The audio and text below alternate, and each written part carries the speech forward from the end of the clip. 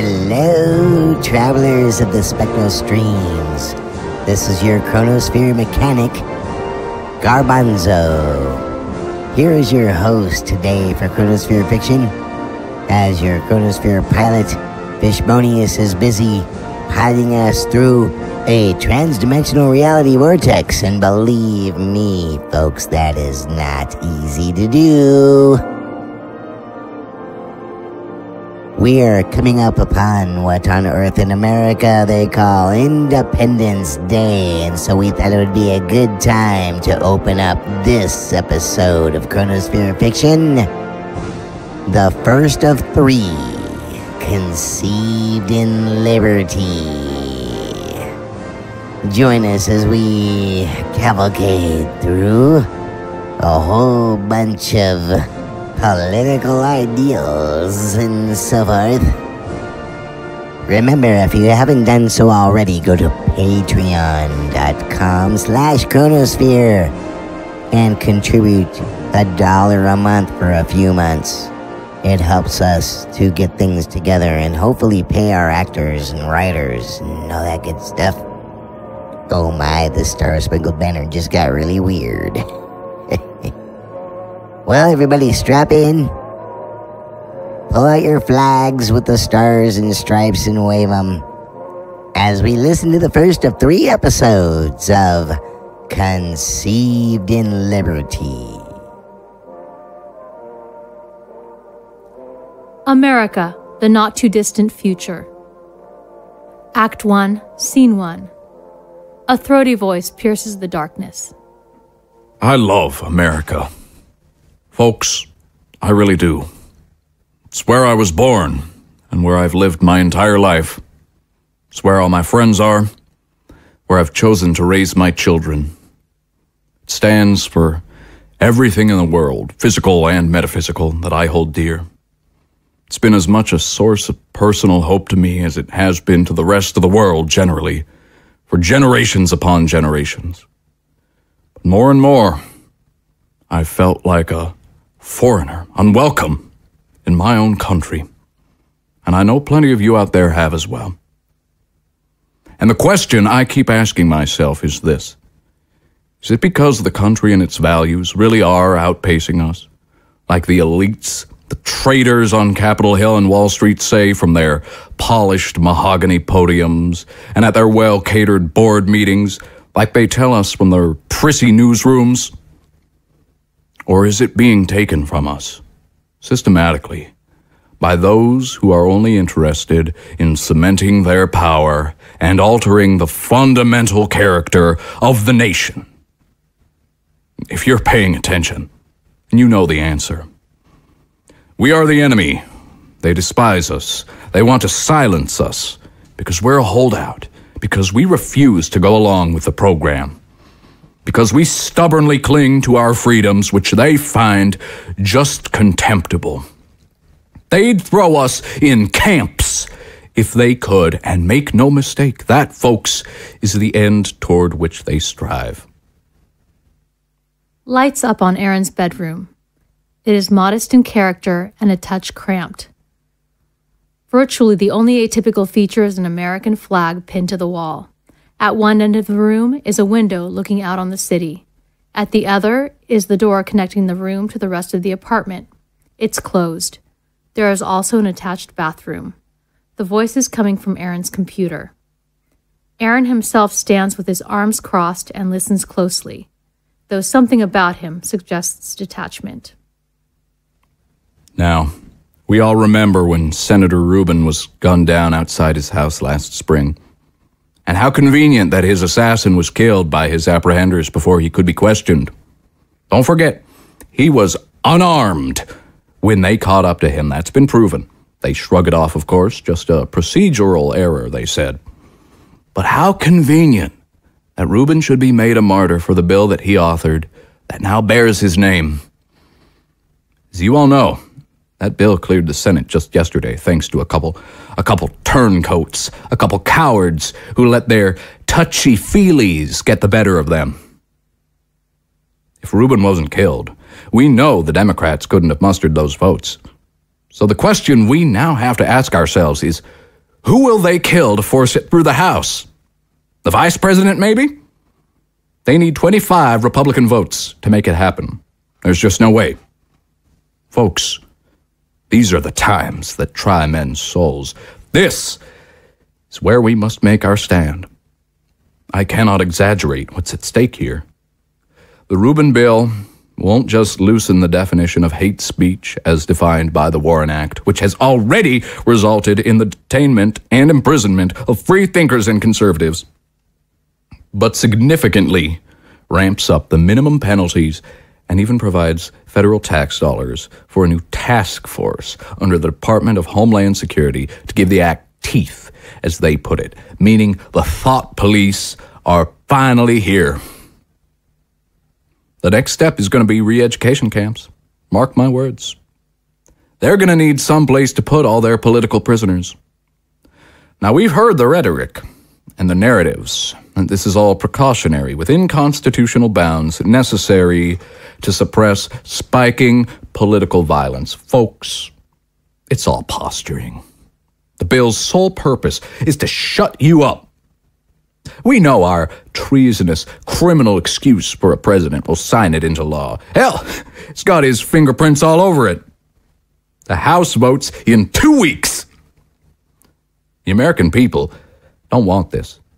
But unfortunately, American leaders have never really cared about what they want, do they? The American people don't want to be spied on either, but Congress continues to lend the tools of mass suppression to disdainful, bureaucratic institutions like the NSA. And this is both parties I'm talking about now. But House Republicans must show a little more backbone than their counterparts in the Senate. They must do right by their voter base and block that bill. Election year, folks. If they don't, we'll find patriots that will stand up for the Constitution. But by then, it might already be too late. We'll have kissed our free speech goodbye, and political discourse will be such that... Aaron, could you please turn that down? Aaron doesn't seem to hear her. The Rubin Bill won't just loosen the definition of hate speech as defined by the Warren Act, which has already resulted in the detainment and imprisonment of free thinkers and conservatives, but significantly ramps up minimum penalties and even provides federal tax dollars for a new task force under the Department of Homeland Security to give the act teeth, as they put it, meaning the thought police are finally here. It'll be reduced to what they think is acceptable, meaning what accords to their own agenda, and those of us who want to speak our minds, it's now illegal. We can't do it any longer. Aaron! Aaron's mother enters the room. Aaron, I asked you if you could turn that down. I just got Brent to take a nap. Aaron complies. Sorry, I didn't hear you. Yeah, I wonder why. You've got that crazy man cranked up so loud, I think the neighbors could all recite the Second Amendment word for word by now. His name's Kirk Gower, Mom. He's got a lot of insightful things to say. If you say so. I think he says some pretty nutty things. In fact, I seem to remember you calling him a hate-mongering, nationalistic conspiracy theorist once. Probably. When I didn't keep an open mind. Besides, his ratings blow everybody else's out of the water, so I think he's really got his finger on the pulse of America. Yeah, fine. You can listen to whatever you want. You're an adult. Just keep it down, okay? Sure, Mom. Thank you. She makes to leave but catches herself, remembering something. Oh, and you said you can watch Brent tonight, right? I know I wasn't scheduled, but Murray called and he said... It's fine, Mom. I can always watch him. Sure, great. I mean, if you had plans, I could call my babysitter. No plans, as usual. All right. I don't want you to feel, trapped or anything because of my work schedule. You can get out every once in a while. Yeah, thanks, Mom. Maybe I will. Okay. Again, she starts to leave but recalls something relevant. Oh, just as long as you don't go to that protest downtown later this month. What protest? You know, the one over that new law they're voting on. I thought you would have heard of it. Aaron shakes his head. Well, I heard on the news there's going to be a counter-protest Riot police, all that, doesn't seem like the safest place to be. Aaron takes a seat. Don't believe everything you hear on the news, Mom. But don't worry, I won't. Okay. She gives him a smile and begins to withdraw, but is held up this time by Aaron. Oh, Mom? Yeah? Just for future reference, can you knock before you come in? Oh yeah, sure. Thanks. No problem. She exits, shutting the door behind her. Kirk Gower is still talking. Aaron listens in silence. We've seen it before. We know the red flags, the warning signs. I'm scared, ladies and gentlemen, for the future of this country that my children will grow up in, that your children will grow up in. What kind of totalitarian dystopia are we passing on to them? As I said before, and I hate to repeat myself, but this is important. The stakes are just too high. They're going to try something between now and the vote on the 27th. They have to. I don't know what, but you mark my words, they will. Blackout. Scene 2. The Washington, D.C. office of Steve McPherson, Republican representative from the 52nd Congressional District of California. He sits behind his desk reading from a piece of paper, a slight grin on his face. His desk has an uncommonly large stack of letters upon it, not to mention a wine-themed gift basket. There's a knock at the door. He looks up from the paper. Come in. Into the room walks Barry, his chief of staff. He carries a single letter in his hands. He leaves the door open. He seems upbeat. Busy at work, birthday boy? What, no balloons? Oh, who's that one from? This one? Oh, just the wife.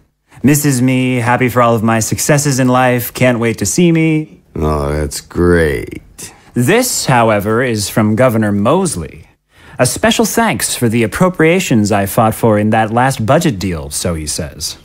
Appropriations, earmarks. Can't keep up with all these euphemisms for good, honest pork any longer.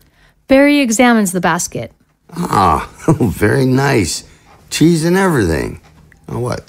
No white, though? Todd knows me better than that. You ever had a California Cabernet? I'm telling you, we make the best wine in the world. I'll have to take you to Tuscany one of these days. Maybe after my re-election, a little celebration. Now, don't we think we're getting ahead of ourselves, champ?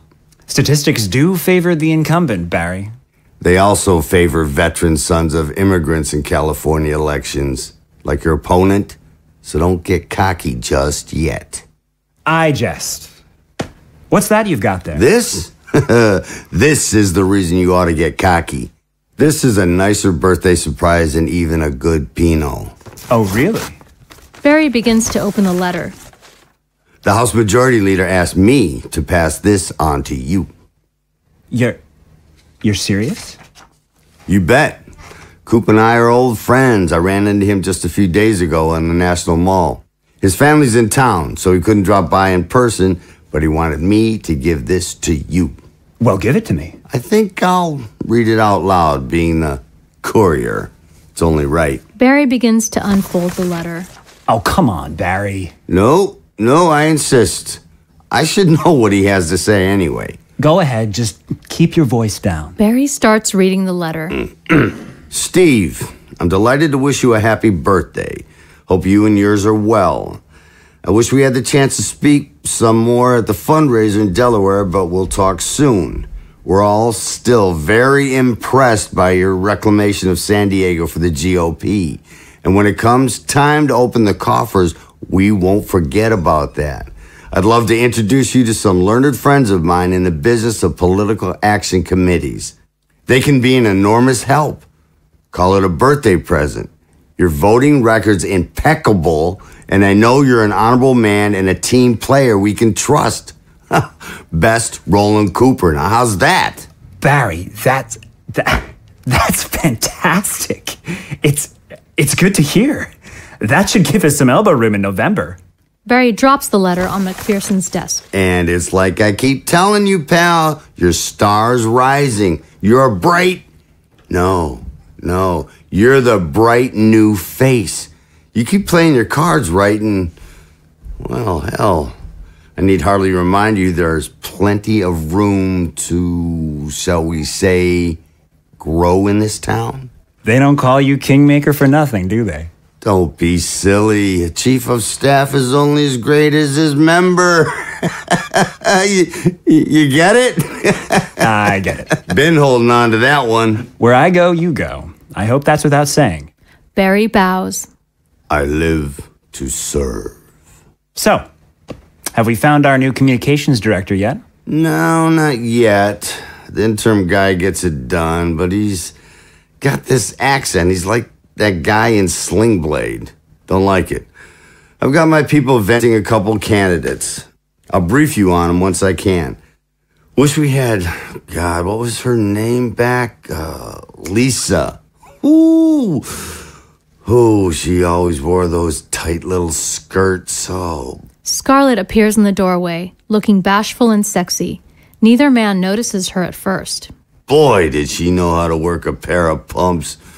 Never seen legs like that before, I don't think. Oh. McPherson's eyes wander and soon find Scarlet. She gives him an understanding smile. Barry. Barry turns. He gives Scarlet a quick up and down, ending with her legs. Oh, maybe I spoke too soon. Speaking of new hires, this is, You can just call me Scarlet. your new secretary. A pleasure to meet you. Scarlet. The pleasure's mine, Mr. McPherson. No, Steve, please. Steve. Sorry to barge in. I know I'm early. Not at all. No, you know what they say about the early bird. She's a real catch. Oh? That's right. She was on McNerney's staff. Till the old bastard stepped down. Timing couldn't have been more convenient for us. Don't let her age fool you. She knows what she's doing. Barry shoots McPherson a mischievous smile. There is a silence rife with sexual tension between Steve and Scarlet. Well, I've got things to do. You two have things to do. We all have things to do, so I'll leave you kids be. Let you get acquainted. Happy birthday, Steve. Barry, grinning from ear to ear, makes his way out of the room and shuts the door behind him. There's a brief but awkward silence before Steve remembers to sit back down. Please. Thank you. Happy birthday. Oh, thanks. I feel kind of stupid. If I knew, I would have got you something. Oh, no. It's completely all right. Honestly, the best present you can give me is helping me respond to these letters, or some of them. You came in the nick of time. Scarlet withdraws her computer from the laptop bag she brought along. Happy to help. And by the way, what Barry said, what you heard, I'm sorry about. Don't even worry about it. I've heard a lot worse. Yeah? Me too, actually. Most of it from Barry, so be warned. No worries. It's surprising some of the stuff you'll hear on the Hill from time to time. I'm used to it. So, working with McNeary, the lion of the house, what was that like? It was special. He had a lot of wisdom to offer. In fact, people would sometimes ask his opinion on completely random things, and he'd always have something insightful to say. And when he talked, people always listened. Attentively, I mean. He had that quality. Forgive me if I'm being presumptuous, but I heard rumor he retired for, medical reasons? That's right. He's not so young, after all. No, I'd say he put in his time. I'm ready, by the way. I mean, whenever you are, so no rush. Oh, of course. Sorry, I'm all over the place today. It's no problem. I'm your employee now, so do what you want with me. Now, who's up first? What the hell? Mosley it is. Not a fan of whites? How could you tell? Neither am I. I think you and I'll work just fine together. She gives him a smile. He stands and begins dictating while she takes down his words. Jim, thanks so much for the gift basket. It'll bring a little taste of home to D.C. How's Fanny doing? It was nice to see you at the Republican fundraiser in San Diego last week. Blackout. Scene 3. The studio at which the Kirk Gower show is recorded. The show is in progress. Gower is seated while his fairly large crew stands all around recording video and audio.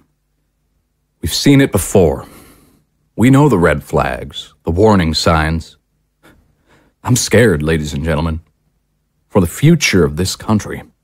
My children will grow up in that. Your children will grow up in. What kind of totalitarian dystopia are we passing on to them?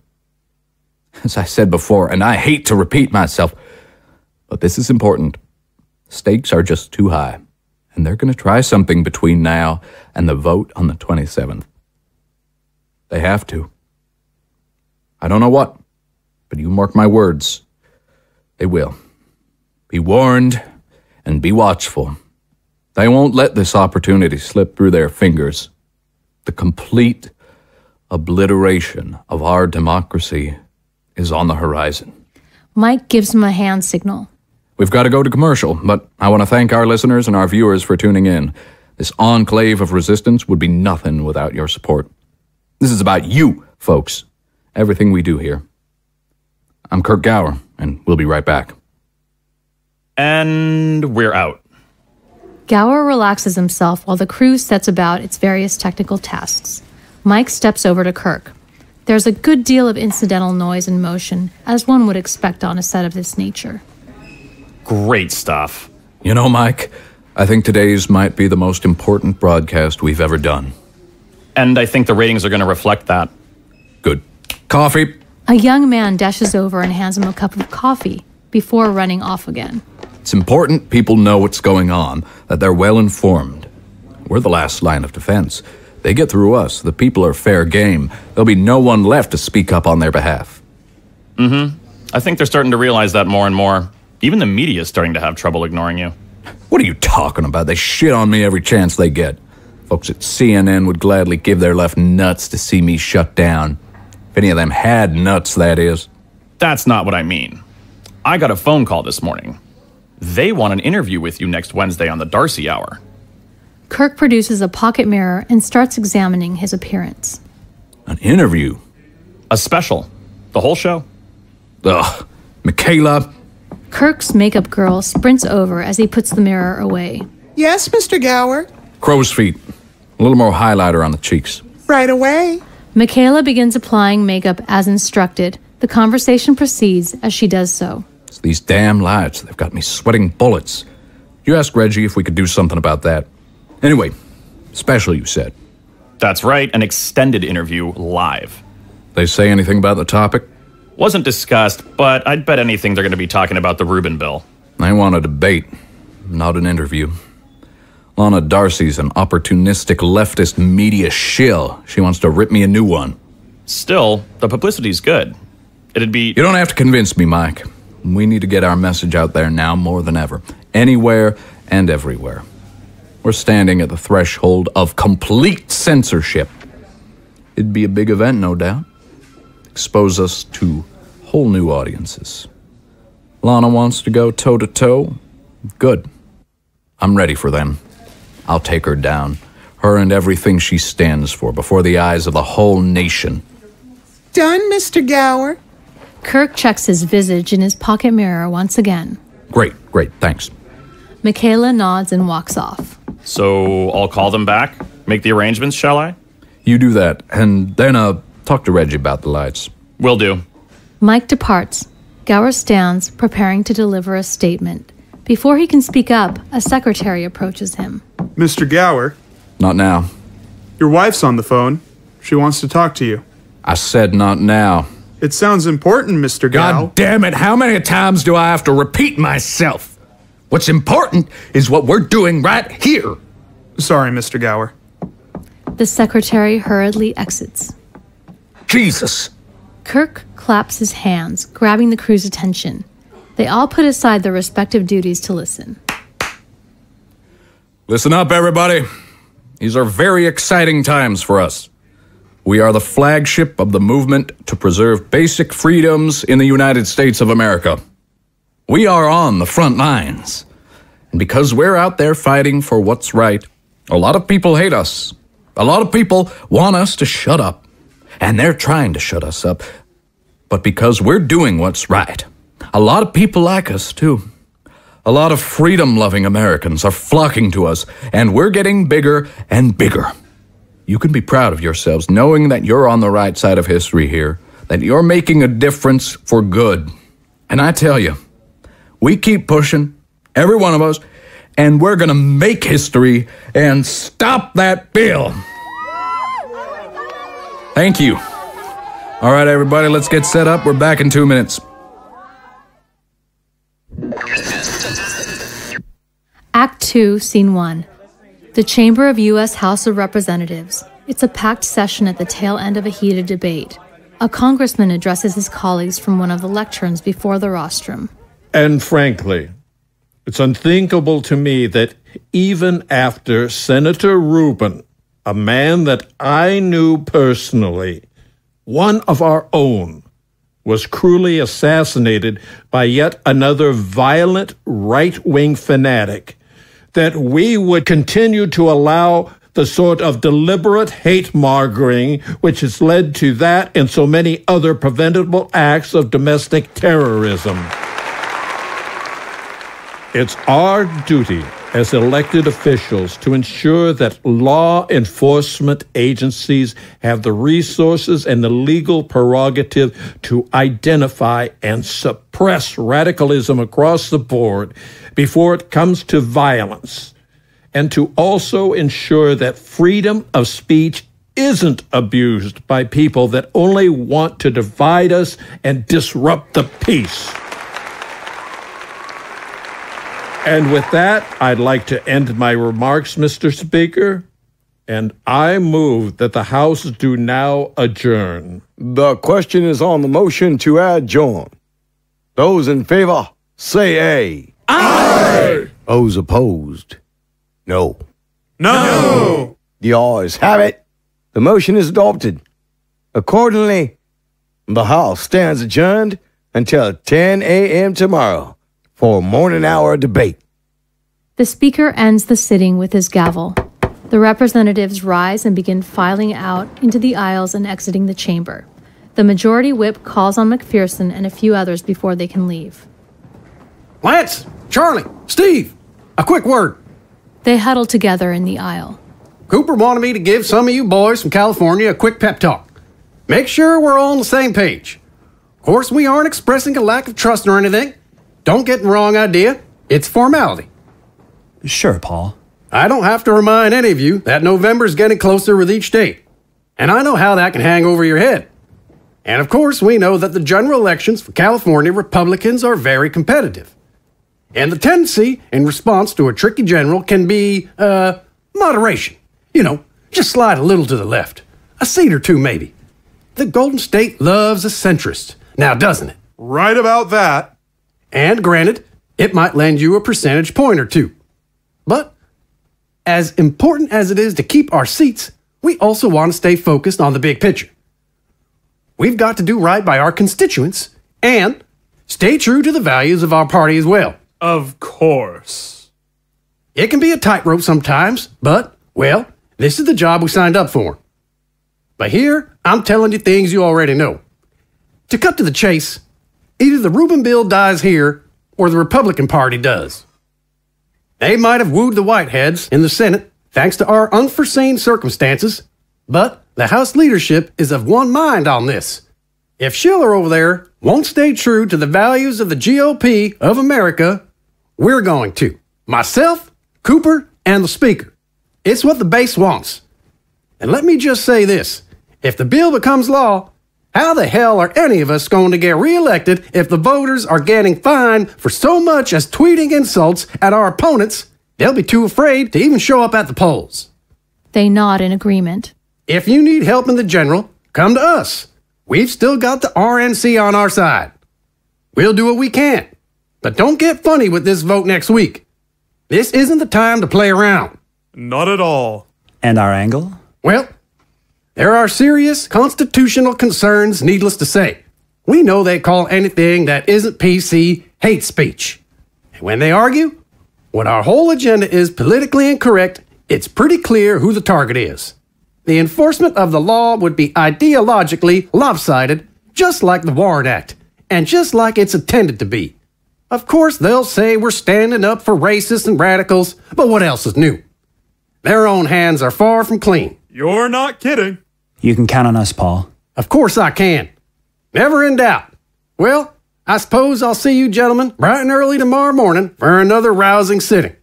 Oh, if I could have a private word with Steve? Sure thing. See ya, Steve, Paul. Guys? The two make away. Guthrie addresses McPherson with an exceptionally friendly demeanor. How you doing, Steve? How's Barry? He's fine. We're both doing fine. Good to hear it. How was your birthday? It was just great, thanks. I heard you got one hell of a present. You heard right. Cooper said he was going to connect me with some of his pack friends. Ah, yes, that's right. I was actually talking about your new secretary, McNearcy's old gal. But obviously, you're a man who knows where his priorities lie. I like that. Anyway, I just wanted to let you know, off the record of course, that the speaker and I were discussing getting a caucus going for California Republicans, and you know, I think you'd make a swell chair. You think so? I do. You like the idea? Of course. And I'm flattered. Great. I'll mention your name. And this will be after the vote next week. Well, you don't have to worry about that. I know you'll make the right decision, Steve. Guthrie gives him a smile, pats his shoulder, and exits. By now, McPherson is the only one in the chamber. He stands there in silence for a time, pensive. He looks to the speaker's rostrum. Blackout. Scene 2. The spacious and well-furnished living room of Kirk Gower and family. Its opulence reflects his not unsubstantial personal wealth. At one end of the room is the house's front door. His wife, Cynthia, sits on the couch, looking anxious to the point of distraction. She is aloof of her children, who play with toys nearer the door. Before long, Gower steps into the house. Daddy! Jack and Lucy dash to their father, who, beaming, embraces them in his burly arms. Hey! Cynthia hops to her feet and glides over to them. Hi, Kirk. Kids? So what did you two learn at school today, huh? We went on a field trip to the museum. Wow, that sounds really fun. Kirk, can we talk? Oh, come on, Mom. Daddy just got home. Yeah, Mommy. Daddy just got home. Kirk, now. She stares him down. He relents, sighing and shrugging. Come on, let's go play in the other room. Do we have to? Do what your mom says, Jack, Lucy. Aww. Cynthia takes them both by the hand and escorts them out of the room. Gower, resenting what's to come, strolls toward the center of the room. Soon, Cynthia returns. What is it this time, Cynthia? For some reason, I still have expect. What's wrong, honey? But I guess we're past that. Just get to it, would you? You pull my children away from me, and you know I've got things to do. Oh, I know. You didn't answer my call this afternoon. Again. I skipped lunch. I had to read the transcript of the debate in the House. It was important. She has a teary breakdown. And what about me? Don't I matter? Oh, God, are we seriously going to do this again? Don't brush me off, Kirk. I'm your wife. What then? What did you want to talk about? I'm all ears. Kirk, I'm at my wit's end. You don't say. Would you please just take this seriously? You don't listen to me. It's like you don't even care. I get it. I'm sorry. Can we move on? This is what I mean. You treat me like an appliance, like a piece of furniture or something. That is complete horse shit. How many hours of every day do I get to see you? 2, 3? Yeah, if you totally ignore the fact that we sleep together. Yeah, and sleeping's all we do together. Look, if you're just gonna lob insults at me, I can get that from NBC. He makes to leave the room. She stands in his way. No. You stay here. You have to listen to me. You have to listen to me now. Cynthia, you are my wife, and I love you. And I'd love to see more of you, but as I've explained, I've got a responsibility to the public. Oh, don't give me that again. And I work hard to support you and the kids. Me? Since when do you support me, Kirk? I haven't left the house in almost a week because you won't hire someone to watch I don't Jack want some and... stranger raising our kids. I thought you'd feel the same way. I feel trapped. I want to get out. I want to have friends again, and I don't want to work like a single mother just so you can have your fantasy When's the last time you paid for anything, Cynthia? How about that? Every day. Every day I pay for the lifestyle that you choose. Besides, this isn't about supporting me and the kids.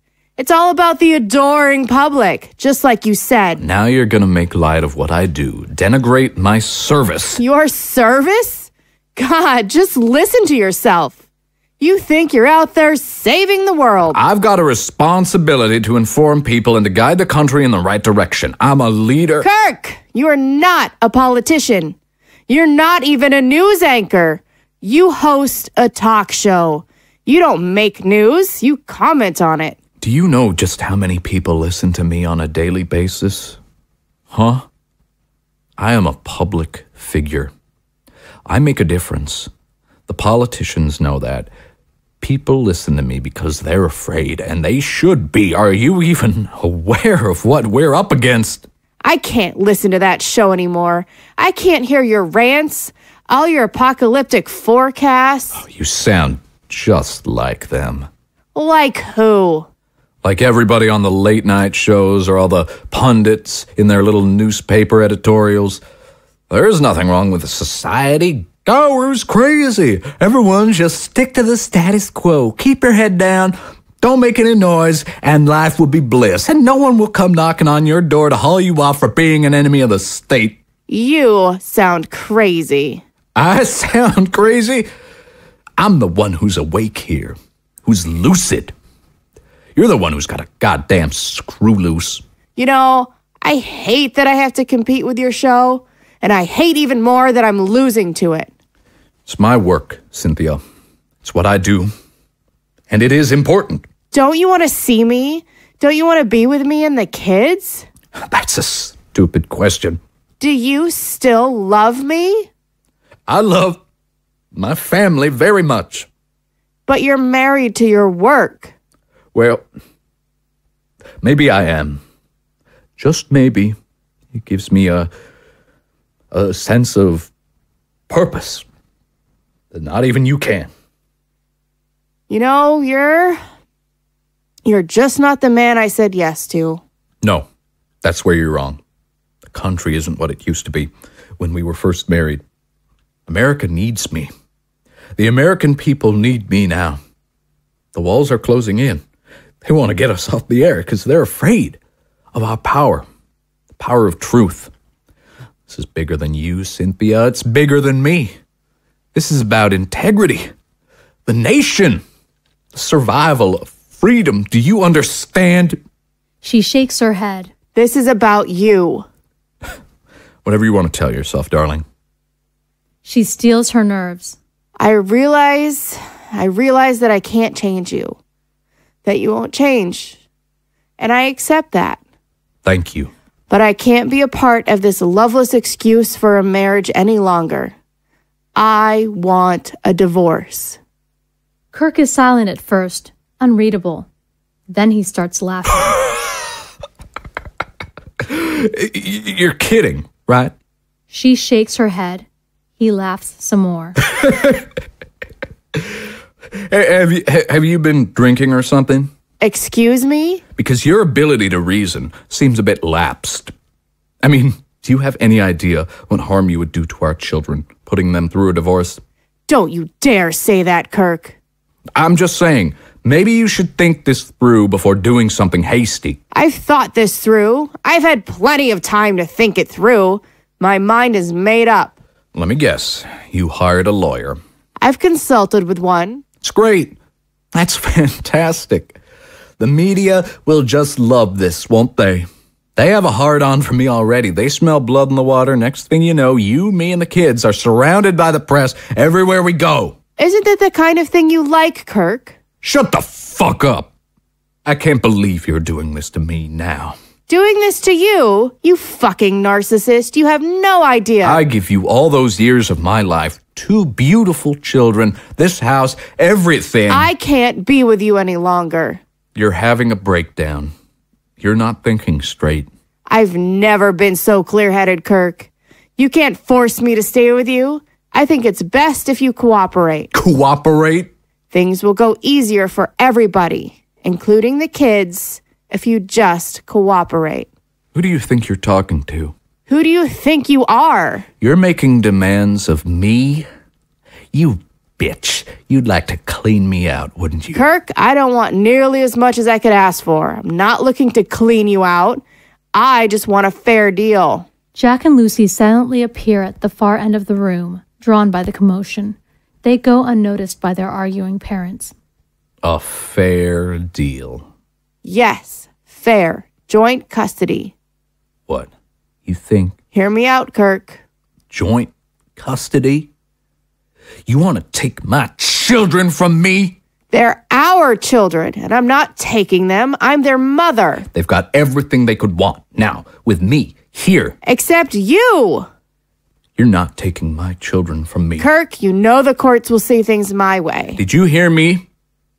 You're not taking my children from me. That's not what I want. If it was, I could probably make a good case for full custody, Beth. You're not taking my children from me, you cunt! He notices his children looking on, bewildered. He looks down.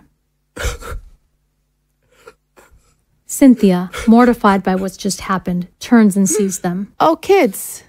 Oh, let's just go back to your rooms, okay? She rushes to escort them out of the room once more. Gower stands there, not knowing how to feel at first. Before long, he takes a seat upon the couch, appearing confused and perturbed. He begins to cry quietly.